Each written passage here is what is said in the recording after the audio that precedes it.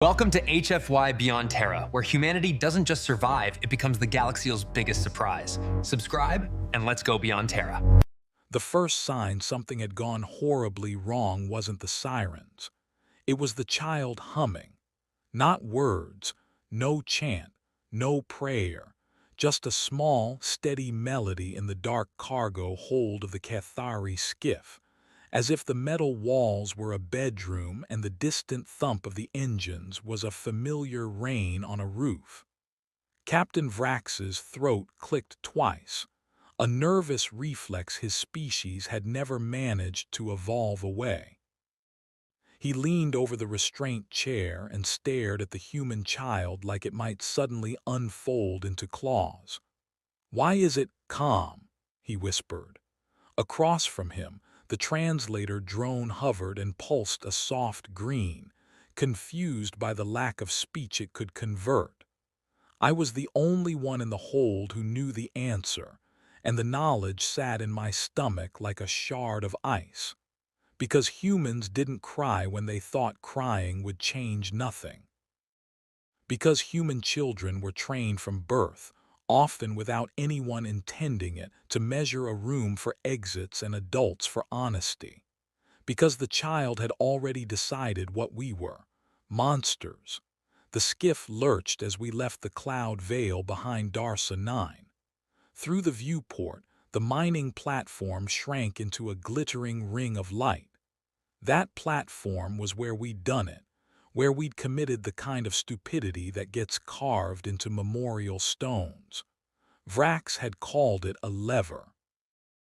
A bargaining chip, he'd said, mandibles flexing with the smugness of a predator that believed itself clever. The humans care for their young. We will return the child when they sign. They will surrender the corridor routes. We end the blockade. I had been the one to say the words everyone had been thinking but no one wanted to hear. They won't bargain. Vrax had laughed. Everyone bargains. I should have resigned then. I should have pulled the emergency latch, vented myself into the void, and spared my species the shame of being remembered for this moment. But I was a negotiator, a translator, a professional liar who'd convinced herself that clever phrasing could turn a blade. So I stayed. I watched. I helped. The child's wrists were bound, but not cruelly. Vrax had made sure of that, like restraint without bruises was morality. The child's face was streaked with grime from the platform's conduits, hair stuck to their forehead, eyes too bright in the dim light. Human eyes are unsettling when you've only ever dealt with adult humans. Adults can hide things. They can wear language like armor. Children look at you like you're a fact. The child stopped humming. The sound cut out so abruptly it made my spines rise. They lifted their head, stared past Vrax, and met my gaze. "Are you the one who talks?" the child asked, voice rough but steady. The translator drone blinked, then rendered it in Cathari tonal clicks. It did not capture the quiet contempt. It never did. Yes," I said, and the drone turned my words into soft Cathari. "I can talk. My name is Sierra." The child blinked once, slow. "Sierra," they repeated, tasting the sound. "My name is," Vrax snapped. "No names." The child's mouth twisted at that, not fear, a small, sharp smile. "You don't want my name because then you'd have to remember I'm a person." Every muscle in my body tightened. I could see Vrax's anger rising, the instinct to crush anything that spoke back, but he didn't. He'd been warned, at least, about striking a human child. Somewhere in his mind was the awareness that humans catalog cruelty like accountants.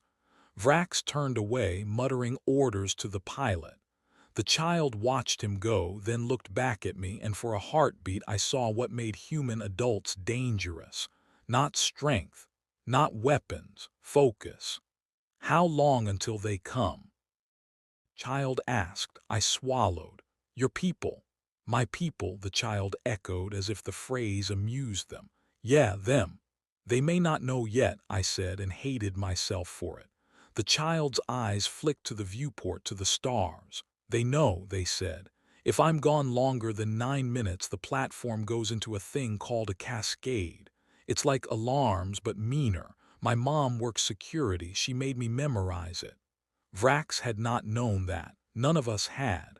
I felt the floor tilt beneath me. 9 minutes, I whispered. The child nodded. You're at what, 7? The skiff's chronometer glowed in the corner. 7 minutes, 14 seconds. Vrax had stolen a human child from a mining platform that had protocols designed by a species that assumed the worst because they'd lived through the worst and learned to survive it. I took a step toward the comm console, but Vrax's guard blocked me with a forearm like a steel beam.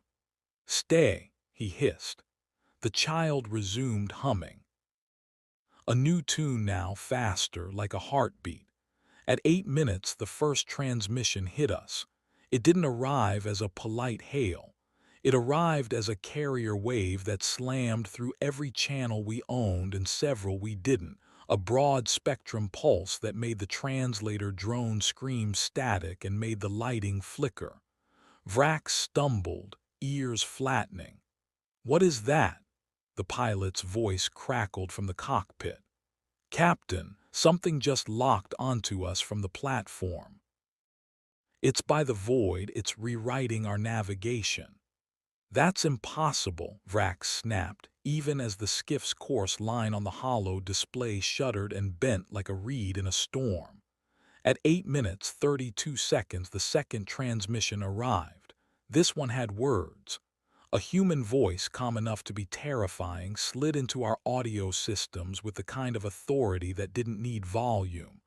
"Kethari vessel, you have removed a miner from Darsa 9.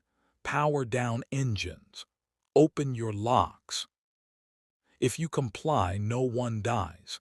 If you do not comply, you will be reduced to particulate matter suitable for industrial insulation." Vrax's mandibles clacked. "They're bluffing." The child's humming didn't stop. They glanced at me, and in their eyes I read something like pity. At 8 minutes, 45 seconds, the third transmission arrived without being invited. Our internal cameras turned on by themselves, feeding the cockpit view back into our own screens. A blinking icon appeared on the console with a single line of translated Kethari. "We are inside your ship." The pilot made a sound like choking. Vrax spun toward me, spines raised. "Fix it." I grabbed the comm mic with hands that suddenly felt too small. "This is Sierra of the Kethari Diplomatic Corps," I said, forcing my voice into steadiness. We can talk. The child is alive." The human voice returned immediately, as if they'd been waiting with finger poised above a button. "Good. Then you're capable of understanding this. Return the child. Now." Vrax shoved me aside and leaned into the mic. "We will return the child when your fleet signs the corridor accords." "You will." The ship went cold, not metaphorically, not emotionally, physically. The skiff's environmental system cut out. The engine hum died. The lights dimmed to emergency red. For half a second, the only sound was the child's humming, still steady in the darkness. Then the human voice came again, no longer calm. "Negotiation is for peers," it said. "You are not peers, you are thieves." Vrax slammed a fist into the console. "Bring the engines back." The pilot's reply was a whine. "Captain, we have no control. Something external is holding us in place. The stars are moving wrong." He wasn't wrong. Through the viewport, the starfield shifted as if space itself was being rearranged around us.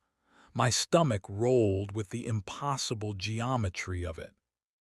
Then a shadow passed over the skiff, blotting out the stars like a god sliding its hand over a candle. A human ship. Not one of the bulky freighters that traded at the edges. not one of the sleek diplomatic cruisers we'd seen in neutral ports. This thing looked like it had been designed by a species that treated physics as a suggestion and war as a profession.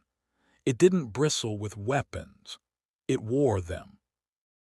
A docking arm extended from the shadow, and our airlock hissed as it was forced open from the outside, seals releasing as if obeying a command they recognized.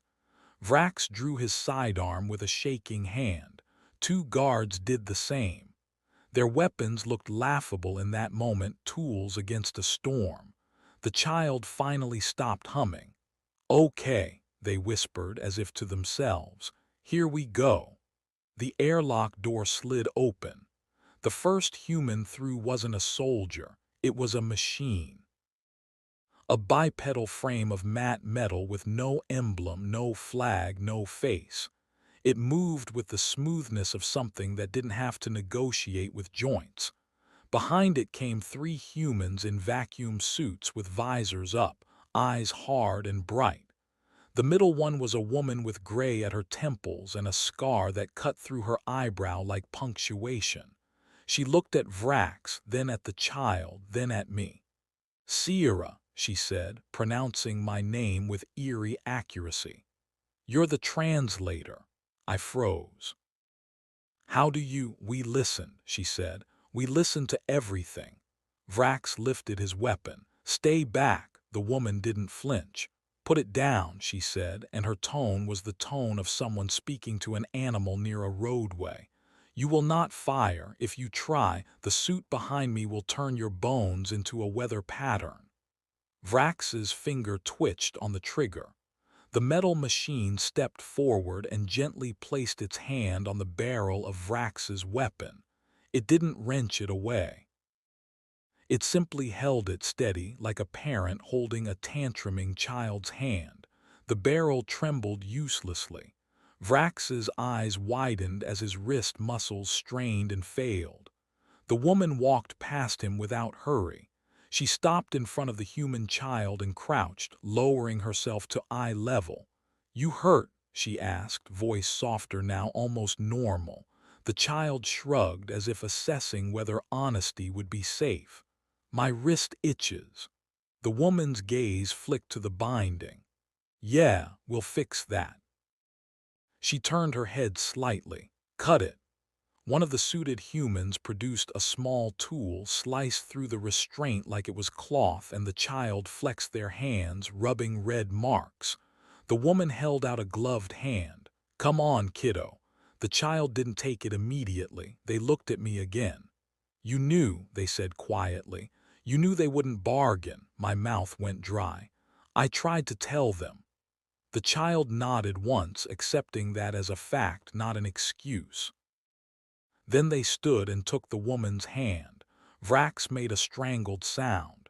You can't board a sovereign vessel." The woman rose, still holding the child close. "Sovereignty is something you earn by behaving like a civilization," she said. "You're going to learn that." Her gaze slid to me again. "Sierra, step away from them." I hesitated. My legs felt rooted to the deck. Everything in me screamed that if I moved, I would be choosing a side, and choosing meant consequences. But consequences were already here. They'd been here the moment Vrax said lever and thought it made him smart. I stepped forward, away from Vrax, away from the guards. The human woman nodded once. "Good," Vrax snarled. "Traitor." The child spoke before I could. "She's not the one who stole me," they said, voice flat. "You did." The simplicity of it landed like a weight. The human woman turned slightly, angling her body so she stood between the child and Vrax, as if Vrax were a physical hazard. "You're going to want to understand what happens next," she said to Vrax and his crew. "Because this isn't vengeance. Vengeance is emotional. This is policy." Vrax spat. "We will fight." The woman's expression didn't change. "No," she said. "You won't." She gestured with two fingers, and the metal machine behind her lifted its head. Every weapon in the cargo hold, every Cathari sidearm powered down at once. Their status lights went dark, safety locks engaged. It was as if an invisible hand had reached into their circuitry and turned off the idea of violence. Vrax stared at his useless gun in disbelief. The woman continued, calm again. "We are going to take our child. We are going to take your captain. We are going to take your ship's black box, your nav records, and every last byte of your communications. Then we are going to return your crew to your authorities with evidence and testimony." Vrax's mandibles clicked in panic. "You will disgrace us." "Yes," she said, "you disgraced yourselves." The child leaned slightly into her side, eyes still fixed on Vrax. "My mom's gonna be mad," the child murmured. The woman's lips twitched, a hint of something like a smile. "She is," she said. "She already is." The human behind her, a man with a shaved head and eyes like polished stone, glanced at a wrist display. "Security Chief Ramirez is on approach. She requested direct access." Vrax blinked. "Access to?" The skiff's internal comm chimed, and without anyone touching it, the main console displayed a video feed. A human woman filled the screen, face tight with controlled fury. Her hair was pulled back, uniform collar visible, insignia sharp. But it was her eyes that made the air in the room feel thin. She looked straight through the camera, straight at the child. "Baby," she said, and the word cracked like a restrained sob. "You okay?" The child swallowed. The first sign of actual fear flickered, fear not of death, but of disappointing someone who loved them. "I'm okay," they said. "My wrist itches." The woman's eyes softened for half a second, then turned back into knives as her gaze shifted toward Vrax. "Which one of you," she said, voice deadly quiet, "thought stealing my child was a good idea?" Vrax opened his mouth, perhaps to threaten, perhaps to plead. Nothing came out. I watched a truth settle over him like frost. The humans weren't here to kill indiscriminately. They were here to retrieve and to teach. The security chief's gaze flicked to me. "And you are?" "Sierra," I said, throat tight. "Translator." The chief studied me with the same precision the child had. "Did you participate?" I could have lied. That was my job. I'd lied in conference chambers with polished floors and soft lighting. I'd lied to avoid war, to win leverage, to protect careers. But under that human stare, lies felt like paper shields. "I didn't stop it," I said. "I warned them, I stayed." The chief's jaw tightened. "Then you're coming too," she said. "Not in chains, but you're coming. You're going to tell your people what this did. You're going to be the one who makes sure it never happens again." The human woman in the cargo hold, scarred eyebrow, glanced back at me. "That's an offer," she said, "not a threat." I didn't know whether to be grateful or sick. Vrax found his voice in a rasp. You'll execute us." The security chief's expression was almost cold enough to freeze metal. "No," she said. "You want martyrdom. You want a story where humans are monsters so you can feel less ashamed. You don't get that." She leaned closer to the camera and her words came like a verdict. "You're going to live. You're going to stand trial. You're going to have your names recorded in a system that never forgets. And every time your people consider touching a human child, they will remember your faces and the consequences that followed." The feed cut out. Silence filled the cargo hold like smoke. Vrax sagged as if his bones had turned to sand.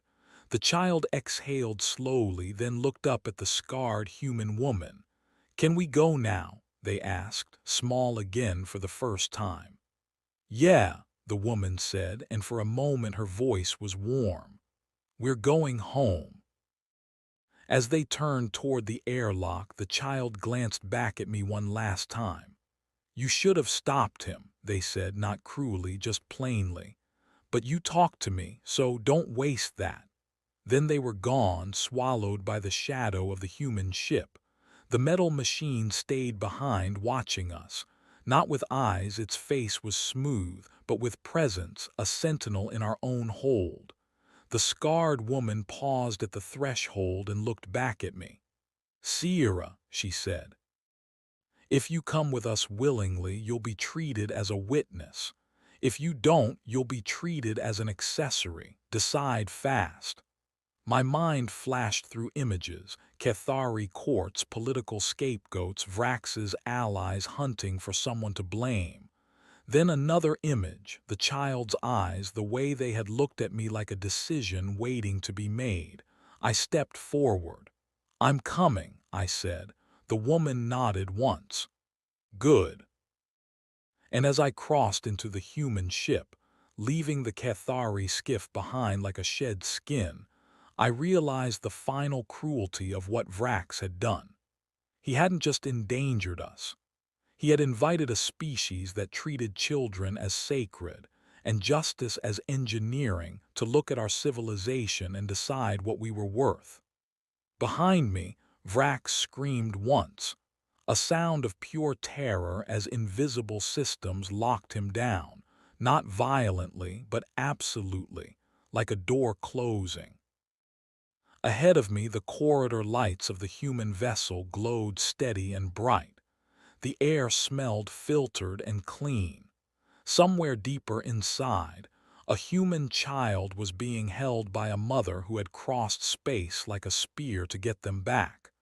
I didn't know what my future would be, but I knew what our future would be if we ever made this mistake again. Because humans did not bargain with thieves. They did not forget. And the most frightening thing of all was that, even now, with every reason to hate us, they were still giving us the chance to learn. If you're listening to this story in the quiet between stars, remember what the Cathari learned too late. You can measure a species by how it treats its young, and you can measure your own survival by whether you respect that.